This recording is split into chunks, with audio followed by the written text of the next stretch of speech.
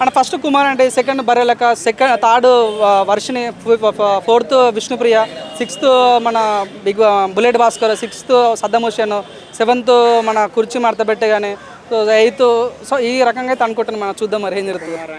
కుమార్ అంటే ఫస్ట్ చెప్పాను కదన్నా తేజస్ సార్ మంచి ఎయిత్ నైన్త్ ప్లేస్లో తేజస్వి కూడా ఉంటుంది అనుకుంటున్నాను. 100% చాలా వాళ్ళకి అంతా బిగ్ బాస్ తెలుసు కాబట్టి ఈసారి చాలా పక్కడబంది దిగ్బంధనం ఉంటారు కాబట్టి చూద్దాం. డిఫరెంట్ జోనర్లో ఈసారి కనిపించబోతుంది. సార్ మీరు చూడండి ప్రోమో ఎంత బాగా అనిపించింది, ఎంత కలర్ఫుల్గా అనిపించింది. ఈసారి చూద్దాం ఈసారి ఏం జరుగుతుంది. నేను కూడా ఈగలు వేడిస్తున్నా.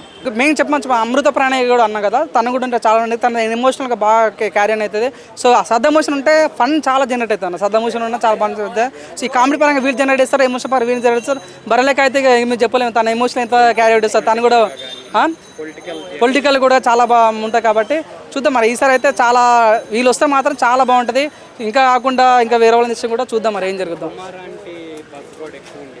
100% నా కుమార్ అంటే మీరు చూడన్నా మామూలు ఇప్పుడు దగ్గర తమ్ముడు నీ పేరు పిల్లలు అయితే అట్లా అంత ఇష్టం కుమార్ అంటే నిజంగా వాళ్ళు 100% వాళ్ళ రెండు లివర్లు ఎక్స్ట్రా దాంట్లో 2 ఓట్లు ఎక్కువ వేస్తారు వాళ్ళు 100%. ఈసారి మాత్రం కుమార్ అంటే వస్తే మాత్రం చాలా బాగుంటుంది. అంతా రాకపోవచ్చా నేను అనడానికి కారణం తను కూడా చూద్దాం కామన్ మ్యాన్ కాబట్టి మీరు చూడండి ఈసారి తనకు చాలా ట్రోలింగ్ ఎక్కువ ఉంది కాబట్టి చూద్దాం మేబీ ఉంటుందా ఉండదా అని మీరు చెప్తాను. బిగ్ బాస్ ఏంటన్నా బిగ్ బాస్ అవునన్నా ఎంత పెద్ద తోపురా అన్న బిగ్ బాస్కి వన్ డేకి బిగ్ బాస్ మొత్తం చేంజ్ అవుతుంది. 1 డే గేమ్ మీరు చూడండి కౌశల్ వచ్చిండు అసలు ఆయన ఎవరో మనకు తెలియదు. 1 డే గేమ్ మొత్తం గేమ్ చేంజ్ అవుతుంది. మా అభిజిత్ కూడా మనకు సినిమా చూసినాం కాబట్టి అప్పుడు తెలియదు. జస్ట్ 1 డే గేమ్ చేంజ్ అవుతుంది. మొన్న వచ్చిన సినిమా మా అందరూ చూడ. సో 1 డే గేమ్ మొత్తం చేంజ్ అవుతుంది మనస్ఫూర్తి కోరుకుంటున్నా. సో ఎవరు ఎట్లున్నా చెప్పలేదు ఉల్టా పల్టా అయ్యే ఛాన్స్ ఉంటాయి కాబట్టి ఈసారి అష్టధామ అంటారు కాబట్టి చూద్దాం ఏం జరుగుద్దాం.